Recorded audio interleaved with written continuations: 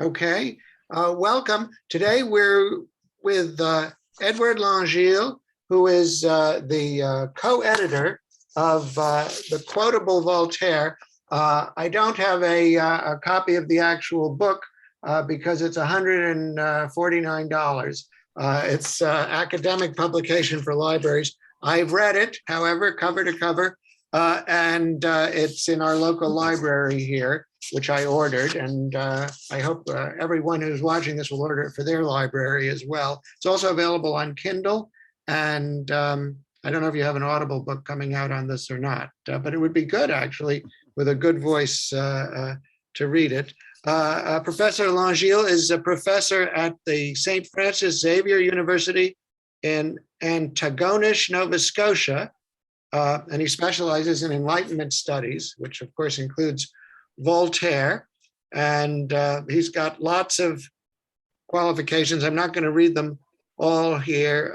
Suffice it to say, he also went to the Sorbonne in France, and he's a chevalier of 2 different orders from the French government, and in addition has the Queen Elizabeth II Diamond Jubilee Medal for services to scholarship. I guess that's from the Canadian government. Yes. Well, the British government, I don't know who gives that one out. Well, all of these honors are conferred by the Canadian government. All right, well. Because the Canadians are not allowed to hold foreign honors. So what do you do with the French honor? You just have it on loan? It has to be approved. Oh, I see, and they approved it. Yes, they did. Okay, so that's kosher then. All right, and he's has a very interesting resume, all of which I won't read here. What's relevant is he's on the board of the Voltaire Society of America, and that is how I got to know about him in the book, which was co-edited with Gary Apgar, who is a mutual friend. And I reviewed it recently for my own Substack, and I just want to read a couple of things I had to say about it by way of introduction. As the Western world seemingly spins into another dark ages, reading the Quotable Voltaire provides a welcome tonic for despair, quotation suitable for forwarding on one's social media feed from one of the world's leading philosophers, Voltaire. Before there were tweets, there were Voltaire's bon mots, and before there were reposts, there were quotations. As a result, witticisms in this book offer a gold mine of short and pithy observations, which come in, most of them, under Twitter's 240 character limit, providing intellectual ammunition to amaze your friends and astound your enemies. And I just want to read a few of the quotations that I have here. On atheism, many people accused Voltaire of being an atheist, and I'm certainly not a Voltaire expert, but I had always heard he was a deist. I have an undergraduate degree in philosophy, and there's a distinction. He said about atheism, it is a most monstrous evil in those who govern, but also in those who counsel them, however decent they be in private, because from their office it may infect their superiors, which, if not as deadly as fanaticism, is nearly always fatal to virtue. And he said, on equality, all mortal men are equals. It is not their birth, it is virtue alone that distinguishes them. The establishment, he saw how dangerous it is to be right in matters where the establishment is wrong. Science, when we cannot rely on the compass of mathematics or the torch of experience in physics, it is certain that we cannot take a single step forward. He even wrote about fake news in 1760. Where news is concerned, always await the sacrament of confirmation. He wrote on fanaticism. Once fanaticism has gangrened a brain, the sickness is almost incurable. And he didn't write, this is the bone of contention with this book, which goes at great lengths to point out Voltaire never said this, although it's everyone's, or many people's, and mine included, favorite Voltaire quotation: "I disapprove of what you say, but I will defend to the death your right to say it." That was written by Evelyn Beatrice Hall in a summary of Voltaire's principles in her book, The Friends of Voltaire. one more. There are also, half the book is quotations from Voltaire, half is quotations about Voltaire from other people. And one of the other people is Mike Tyson, who said, Voltaire himself, he was something, man. He wasn't afraid. They kept putting him in jail and he kept writing the truth. So I think that about sums it up. Professor Langille, what possessed you to pick these quotations? How did you select which ones to include in the book and which ones not to include? Well, that's an interesting question. I was asked to join this project by Gary Apgar, who is a very acute student of popular culture, and especially, I suppose, American popular culture. And he was drawn to this project, I suppose, a certain number of years ago. We met at a conference and struck up a friendship. And he was a driving force behind the idea of the quotable Voltaire. Now, the quotable Voltaire is in many ways aligned with other books which your listeners may be aware of, for example, the quotable Mark Twain or the quotable Benjamin Franklin. And I think one of the major thrusts of this publication was to draw attention to the incredible affinity between Voltaire's thought and liberal thought in the Anglo-American world. And I suppose one of the interesting contributions this book makes to scholarship, if one likes, or perhaps cultural awareness, is to underscore the incredible influence that Voltaire's thought had on Anglo-American social and political thinking from the 1700s onward. I almost said the 17th century. And I was drawn to the project, therefore, by Gary's enthusiasm. And he had come up with the idea of a book of quotations which would be organized alphabetically according to various subjects. And the second part of the book, which of course I found extremely compelling, was quotes of other people on Voltaire. And that section starts with Voltaire on Voltaire, and then other people, other figures, many of whom are famous from the world of politics, science, religion, and even popular culture, on Voltaire. And many of these are in fact American or English. So therefore, it seemed to us that Voltaire's thought, perhaps not completely acknowledged nowadays, had a major influence on various thinkers down through the decades in both Great Britain and America. And of course, we don't ignore France or other countries, including, for example, Soviet Russia. But the focus, it seems to me, was the Anglo-American world. And I think one of the things that the book draws out is the deep affinity that one senses between Voltaire's thought and thought shared within the Anglo-American sphere. And I suppose the principal and fundamental notion would be the thought of freedom, the idea of freedom. And freedom, I think at the heart of Voltaire's work, all of it, there is an emancipatory impulse.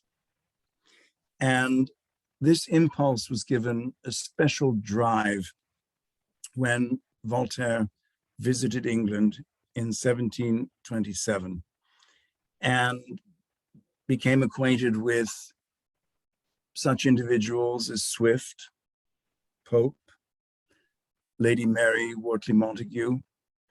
He became familiar with the works of Addison and Steele, but more importantly, he became deeply aware of the scientific revolution of the 17th century.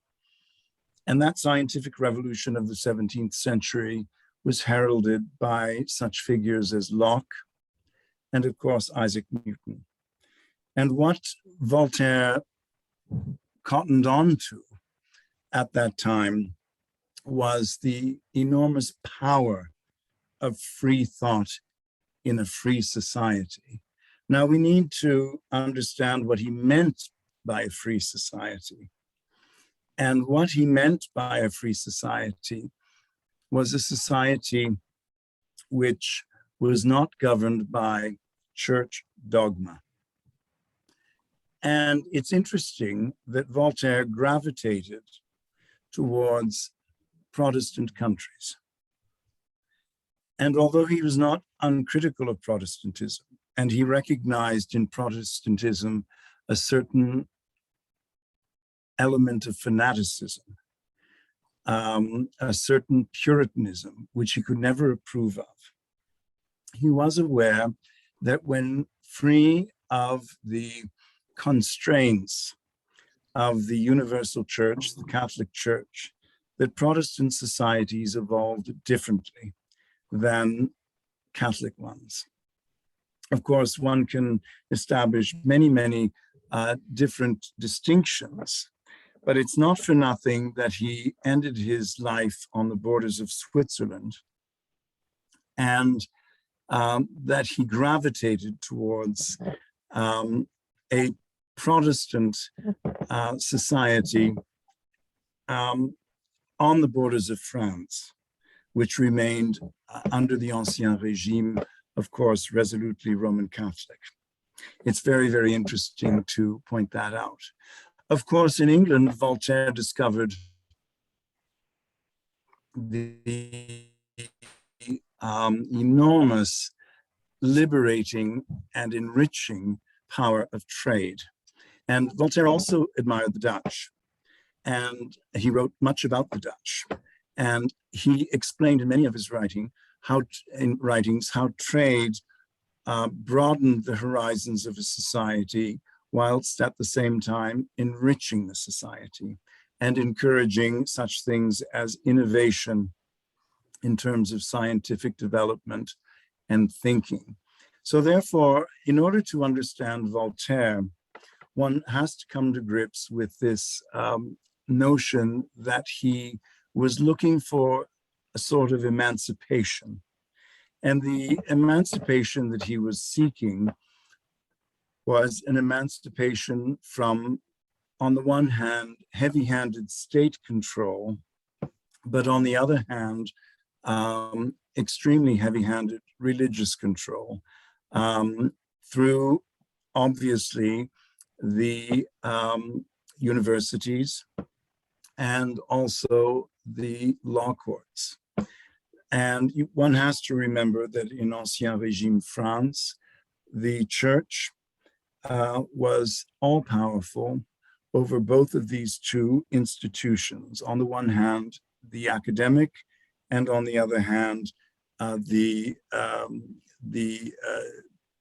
juridical, if I can say it that way. And he was always not without criticism, of course, because he recognized the parochialism and sometimes the bipartisanship, the bipartisan nature of politics in England, but he was always a resolute Anglophile. And it's for that reason, I believe, that his thought found many disciples in the English-speaking world. Not only in the English-speaking world, of course, but especially in the English-speaking world. And it's for that reason that Voltaire traditionally has been revered as one of the great seminal thinkers of the modern era from, shall we say, the Anglo-American point of view. And I think our book emphasizes that in a particular way. And it's my hope that American readers, English readers, Canadians and others we'll see in Voltaire's utterances, his many utterances, the expression of a great love of freedom and a great love of emancipation from the dogmas, which were, after all, in Europe, especially in continental Europe, the inheritance of the medieval world. So in many ways, one has to see Voltaire as the flowering or the final expression of ideals which were first formulated in the 16th century during the Renaissance, when the shift in thinking was away from the theological and towards the scientific and the rational. And in that way, Voltaire has come down to us as, quote unquote, an enemy of the church, certainly an enemy of organized religion, and an advocate of freedom. I suppose that's Voltaire's great legacy, which has not been without controversy in countries such as France. For instance, many historians, even some British historians, such as Carlyle, saw Voltaire as one of the precursors of the French Revolution. I should say Burke rather than Carlyle, but nonetheless. And Voltaire, of course, has this conflicted image down through the decades as being, on the one hand, a precursor of the French Revolution, which, of course, people viewed with horror, and on the other, a precursor of liberal society, which people view with, shall we say, more positive attitudes. So Voltaire is a complex man, and he emerges during his lifetime, very, very long life, as one of the great defenders of human freedom. Thank you. That was a good summary of Voltaire's significance. I wonder, how did you decide who picked which quotes? Can I tell somehow? Is there a signature which quotes you picked and which were picked by Gary? I can't remember that. The structure of the book came to me through Gary, who had already begun the book, and then we added various things along the way. Obviously, if I think back to the way the book was put together, and it was put together over a very long period, there were things that came up. For example, I was interested in Voltaire's comments on colonialism and the colonies in Canada. Some of his comments are extraordinarily controversial even today. The comment, for example, that Canada was hardly worth the effort, and a war for 30 acres of snow has remained in the consciousness of French Canadians as one of the most stinging insults that they have ever endured. We did not shy away from Voltaire's more controversial comments on race and religion. I personally felt that it is easy to portray Voltaire as an extremely unpleasant anti-Semite, but we let that pass. And also his comments on slavery and Black Africans are unsavory, unpalatable these days.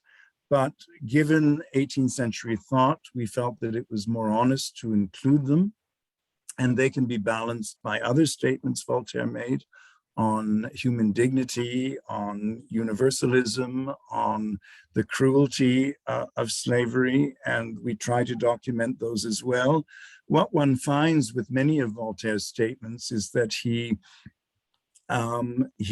counterbalances himself in curious ways. He can, on the one hand, make a comment on Black Africans, which is extraordinarily racist, and on the other hand, he can argue in favor of the emancipation of slavery and the cruelty of slavery, and so on.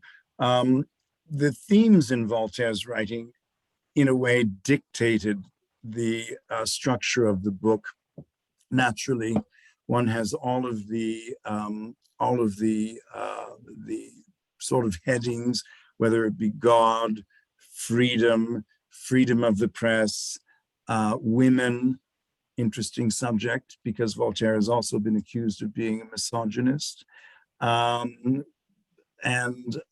commerce, the English, and naturally the papacy, so on and so forth, the Holy Roman Empire, politics enter into it, kingship, and the nobility.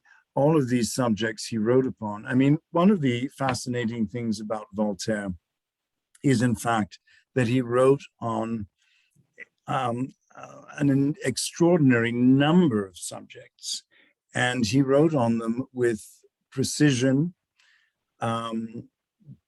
reasonable documentation for the period. He was very, very well informed, and he was always guided, I suppose, by an understanding of what truth is. And I think that's the important message that we need to take from Voltaire. Voltaire himself may have been mistaken in certain judgments. There's no question that he was limited by the culture of the time and so forth. But he never relented in his desire to bring elucidation to whatever point, whether it be the Laplanders in Norway and northern Finland, or the savages, quote unquote, of North America, cannibals, and so on and so forth. There's a universal quality to Voltaire's writing, which is absolutely undeniable, and a great passion for humanity, and a great belief, and this is a Renaissance idea, which he expresses absolutely beautifully time and again, in the dignity of human life, in the dignity of the human enterprise, in the dignity of human suffering. And these things come out time and again. Of course, Voltaire's language is extremely individual and perhaps defined by the period. It's curious because many people in Britain, where I am today, claim that Americans have no capacity for irony. Americans have traditionally liked Voltaire, and Voltaire is the master of irony. And to quote a former colleague, now deceased, but a man of some fame and reputation, Paul Fussell. Paul Fussell claimed that irony is the only adult response we have to our human predicament. And this is no doubt because irony allows the individual to assert a certain superiority over events, to assert a certain superiority over the vagaries of our human condition, whatever they may be. And so Voltaire really, in the end, I suppose another one of the points of the book is to display his enormous energy, his unrelenting energy, and his unerring optimism, I suppose, because he was one of the great promoters of the idea of progress. Now, that idea, of course, has been undermined by modern thinking. Progress led horribly to devastating wars, to the capacity to annihilate whole populations. But nonetheless, in Voltaire, there is this narrative which is extremely compelling, that human beings learn, and that through this process of learning, they manage to better their condition and better understand the world around them. It is 18th century thought, and the 18th century was a very different world than the world today. But nevertheless, one is simply swept along by the tide of Voltaire's rhetoric, his writing, into believing that humans can and must deserve a better fate than the one that they have been handed down by destiny. And so therefore it's an extremely empowering discourse, in my view. And there are dozens and dozens of examples of this in Voltaire's writings. Now, I haven't answered your question as to who picked out which quote, because I don't know. Okay, very good. I have another question. I didn't see this quote, which is my second favorite quote, which maybe he also didn't say, and you can tell me whether or not Voltaire actually said this, because I've seen both points of view. Those who can make you believe absurdities can make you commit atrocities. Yes. Voltaire was a master. He was a very, very early master of the power of the press. And he used the press. He came into manhood at a time when the press was a growing force in social life in Western Europe. Not in all of Western Europe, but in specific parts of Western Europe, notably in England, also in Holland, perhaps also to a certain extent in France and maybe Switzerland.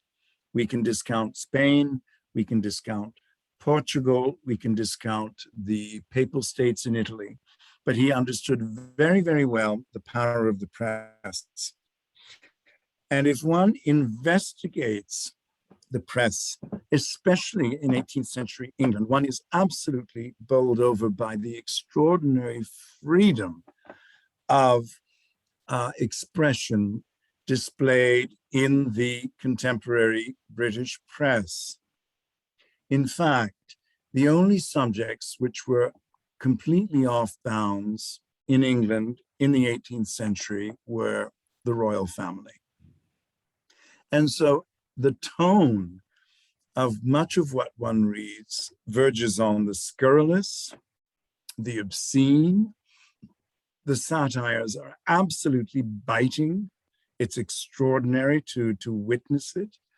The invective is hair-raising. Much of what we would consider today polite discourse was completely disregarded at that time. And Voltaire naturally took to that like a duck to water. It's absolutely extraordinary. And he was himself obscene. He was himself a horrible liar, a slanderer. He could print almost anything, but his justification was always that the cause, the ends justify the means. I find this extraordinarily amusing myself, because in my dealings with colleagues, if I express an opinion which is vaguely forceful, they always say something which I consider totally absurd, such as, tell us what you really think. Well, what do you expect me to tell you? Something that I don't think? But the underlying assumption is that you cannot express yourself forcefully nowadays in polite society. And therefore, but in the 18th century, this was not the case. And it's a lot of fun. It's a lot of fun to engage with these texts and under, you know, the satire of the golden rump and all kinds of extraordinary things, and the art of the cartoonists. It's absolutely the ribaldry, the innuendo, and of course, it touches on all kinds of different subjects, including every imaginable sexual peccadillo it's fascinating. The 18th century is vibrant. It's vital. The 18th century has so much energy. And Voltaire, of course, locked into that. But and he manipulated it in his own way to further his own aims and goals. And it's extraordinary to observe that. Now, one of the fascinating things about our book is that naturally, the Victorians were horrified by Voltaire, absolutely horrified. They reacted against him. Voltaire was considered an atheist. He was considered ungodly. He was considered ungentlemanly, which he certainly was. And it's a fascinating journey for the reader to travel from the 18th century into the 19th century. One of my arguments, one of the things I believe truly, is that in the 20th, maybe even 21st century, we have not escaped, especially in North America, the morality of the Victorians. The disapproving, nannyish, somehow censorious morality of the Victorian era. And the great joy in reading Voltaire at his best, in his letters, in his pamphlets, in his satires, in all of the things he wrote, is this extraordinary verbal, how can I put it, explosion, which signifies a kind of, it's emancipatory, of course, but it's also iconoclastic. It's extraordinary. And nobody is above Voltaire's barbs, and nobody is above his extraordinary, refined, and accurate satire. And what we need nowadays, seriously, is satire. And everybody's afraid of it. Nobody wants to deal with it. Well, they used to have a lot of it when I was growing up. I'd like to just switch gears a little bit. You also are an expert on Candide, which is his most famous work. I mean, he wrote everything: philosophy, history, plays, poetry, but he's most famous for this short novella, Candide, which was made into a Leonard Bernstein musical. You wrote that, in fact, it's based on, I believe, and I haven't read your original research, just summaries, Tom Jones, and then two French authors, Laplace and Morbrun. Could you talk a little bit about that? And was that a unique discovery you made, or had others said it and had been forgotten?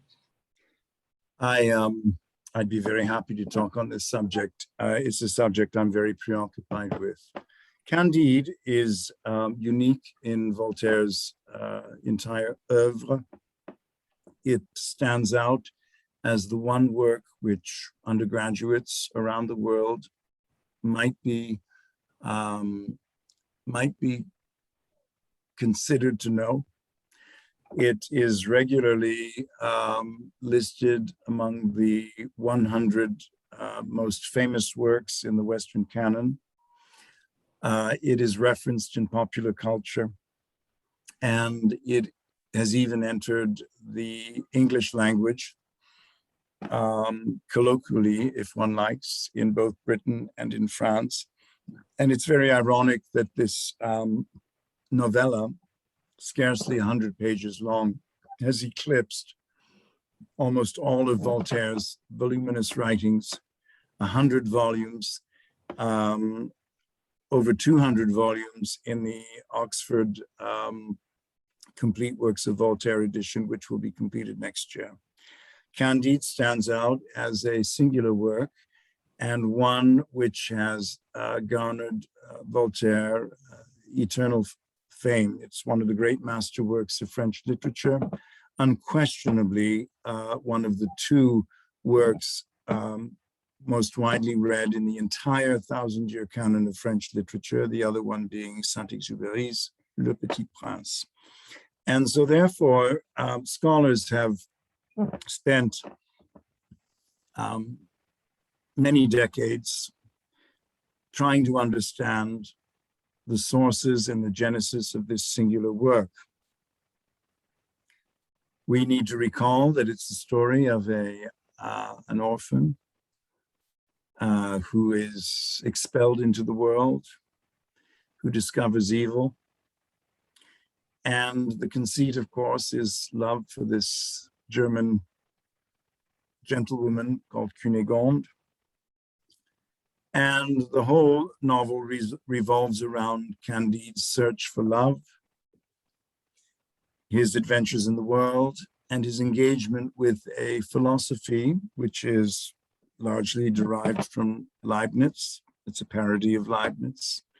The philosophy of optimism, the best of all possible worlds. Many phrases from Candide have entered our language, and perhaps the most famous is that we are now in the best of all possible worlds. And so therefore, Candide is one of those stories that taps into age-old narratives of coming of age, of maturing, the discovery of love, but also the discovery of the world and one's place within the world. And I began working on Candide over 25 years ago. I was originally preoccupied with various elements of satire in the novel, the satire on Frederick the Great of Prussia. And, you know, I'm an undergraduate teacher, and so therefore I taught Candide for many, many years. And at one point, it occurred to me that the story of Candide really paralleled in many ways Henry Fielding's Tom Jones. Interesting story of an orphan, Tom Jones, who falls in love with a young, gentle-born woman, Sophia Western, who's expelled from Paradise Hall, who goes on the road, accompanied, of course, by the irrepressible Partridge, and who experiences many outrages on the road and meets all manner of folk on the road, and is eventually vindicated at the end of the novel, where he is reunited with Sophia Western in a very satisfying conclusion.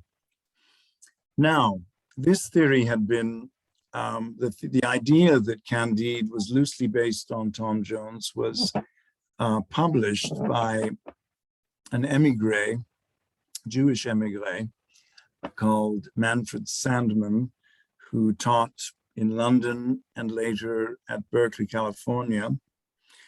But Sandman looked to the original English copy of Tom Jones. And he found parallels in situation, in narrative situation between Tom Jones and Candide. And he published a paper in 1974 in which he argues that Tom Jones was the source of Candide. Well, that paper was completely ignored, as one might expect.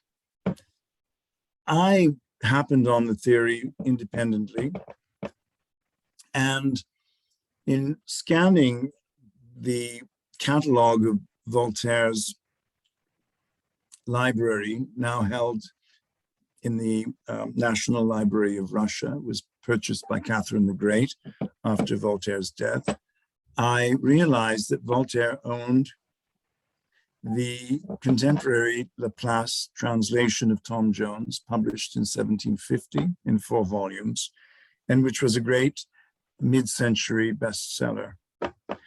And I consulted that work at the British Library. And when I opened the first page, I realized that it was possible not only to link various narrative anecdotes, which are easily dismissed, because of course scholars will say, well, you know, these things happen in every novel. There's always an orphan, there's always a well-born woman, there's always an expulsion, there's always this, there's always that. But what you can't dismiss are the verbal parallels. And verbal parallels can be narrowed down. There are commonplaces in the expression of the period, but then there are precise word sequences and precise images and metaphors that show up in the Laplace translation and in Voltaire's finished text, Candide. So my great thesis, which I hope is written on my headstone, is that Voltaire, who is not adverse to finding inspiration in the works of English writers, far from it, was largely inspired by a mediocre translation of Tom Jones, and that work was transformed through Voltaire's genius into the masterpiece we call Candide. And many other influences can be traced and discussed and studied, but the basic narrative structure, the basic set of characters, the basic conceit which carries you from the beginning to the end is based on Tom Jones. The interesting thing, of course, and it is a very interesting point, and I'm glad to make it in this forum because it's slightly less formal than some of the conferences I've attended, is that Tom Jones is a very parochial English novel. And it's one of those things, the journey, for example, from Gloucestershire or wherever it is, Somersetshire to London, it seems like an epic journey. It seems like something on par with, you know, Don Quixote or something like that. But in fact, it's very parochial. It's just England. He's just going from Upton, the inn at Upton, to London. It's not that far. But what Voltaire's genius, and it was a great stroke of genius, was that he exploded the narrative. He exploded it, and he threw it onto three continents, and he expanded it, and he was able to transpose it in a very extraordinary way to make it universal. Not that Tom Jones is not universal, but Candide is universal in another way. And what I have based my analyses on are the verbal parallels, the particularities of expression, and of course the accumulated anecdotes from one text to the next. It's most extraordinary. I've been very concerned to bring this to the attention of scholars, and I believe, if I may be so bold, that it completely shatters 250 years of scholarship, because no one until this point has been able to pinpoint the work that inspired Voltaire. But when we think about it, when we think about Voltaire's intense interest in England, his intense interest in English literature, and his starting with Shakespeare, but not only Shakespeare. You've got Milton, you've got Dryden, you've got Swift, you've got Richardson. Voltaire was one of the world's great plagiarists, but he was a plagiarist of genius. And anyway, I'm sorry to blow my own horn on that one. But I think that anyone who gives the matter serious thought will see the point. And indeed, you know, one of the great pleasures of scholarship is meeting distinguished individuals over the years at conferences. And I believe it was in 2004, but it may have been at another point, I met here in London the great American scholar of Fielding's work, Martin Battiston. And I had just published my first paper on this subject. And Battiston was old, somewhat feeble. He didn't speak at the conference. He was a great gentleman. And during one of the coffee breaks between papers, he said, I always thought that Candide was inspired by Tom Jones. So that gave me a little bit of a boost. But in literary criticism and this sort of study, you know, one is working on intuition and a feeling for the period more than you know, a smoking gun admission on the part of Voltaire. But it's very nice of you to ask me about that. I'm pleased to bring that to the attention of your listeners. Well, that's very interesting, especially in terms of cross-fertilization between the English and the French and adaptation. And there's an old cliche that good writers copy and great writers steal. So if he was a great writer, he probably did steal. And although today, because there's no satire and no imagination allowed, perhaps he would lose his job for plagiarism, which is one of the subjects for another conversation. Just to wrap up, Voltaire's reputation today, it says in the back of your book, there's a timeline of all the major events relating to Voltaire. During the disruptions in France recently, and I don't know exactly who was protesting what, they threw red paint on the statue of Voltaire. And I know that there's been a great movement against the Enlightenment and Enlightenment thinkers in academia in the West and in America, and even in politics. There was a guy, Bill Kristol, he set up something called Dark Ages Weekend at one point in America to bring back the Dark Ages. He was sort of forced to change that to Restoration Weekend. But I mean, I don't know if it was Bill Kristol or somebody else, but it was one of the neoconservatives. So what is the status of Voltaire right now? Well, that's very interesting. I think that the defacing of the Voltaire statue in Paris last year was an aberration. I do not believe that there would be widespread support in France for denouncing Voltaire as a capitalist at the time when slavery was widely practiced. I would point to another series of public incidents in France, namely the horrific and barbaric attacks on Charlie Hebdo. I believe that was in, 2015? I may be mistaken. And of course, naturally, there were enormous protests in France, and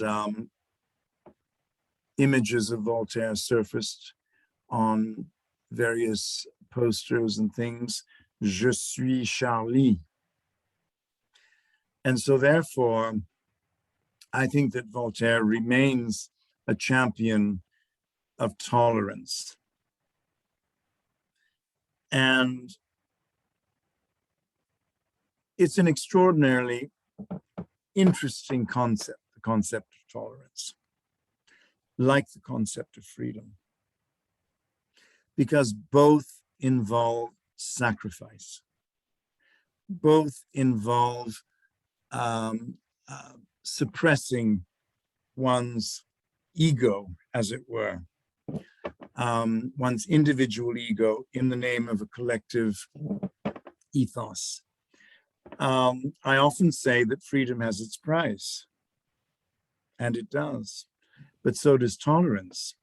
Whether or not in France these pleas for tolerance will have any long-term effect is debatable. The question of Islamic terrorism and fundamentalism seems to have abated for a while, but who knows what the future will hold. But I did find it interesting that during that moment of intense national crisis, that the French people instinctively turned to Voltaire. Voltaire was the beacon. And this is not uncommon in French history, but it's interesting, nonetheless, that the French would spontaneously turn to one of the great intellectual figures of the past, and they have many that they could turn to, but Voltaire was the one. And so therefore, I believe that Voltaire, well, I certainly believe that Voltaire will live on as long as our society lives on. And therefore he's become a little bit like a postage stamp in the sense that he's a figure, an image that people recognize and that they associate with two concepts which are fundamental to our way of life. One is freedom and the other is tolerance. And you cannot have one without the other. Well, thank you very much. I think that sums it up. How's that? It's fantastic. I think we'll end there. I just want to remind everybody, the book is for sale. It's the Quotable Voltaire, not the Portable Voltaire, which also comes up on Amazon. It's the Quotable Voltaire, edited by Edward Langille and Gary Apgar. And if you can't afford it, have your library buy it, because it's really a wonderful book. And you will, like the man who spoke prose without knowing it, you'll find many of the things you say that you think you've thought of that are cliches actually came from Voltaire, like don't let the perfect be the enemy of the good, and that kind of thing. So, which they attribute in their book to Barack Obama. So quoting Voltaire, or paraphrasing Voltaire. So without crediting Voltaire. So Voltaire is all around us, like Shakespeare is all around us. I want to thank Professor Langille, and I will put links below for various contact, and I'm going to stop the recording now.